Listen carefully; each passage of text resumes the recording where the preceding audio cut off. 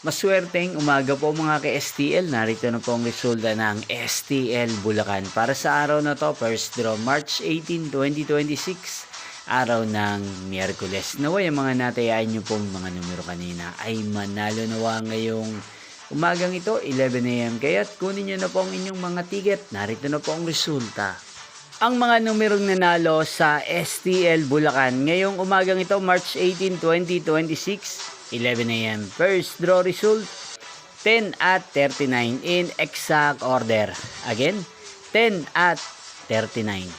At ngayong umagang ito sa STL Bulacan, atin pong i-shoutout si Kuya Topper ng Bulacan. Shoutout po sa inyo Kuya Topper. Sana po ay nasa maayos kayong kalagayan. At sa lahat po ng mga taga Bulacan, shoutout po sa inyong lahat. Inyo pong napanood ang resulta ng STL Bulacan. Magkita-kita pong muli tayo mamayang 4 PM. Thank you for watching.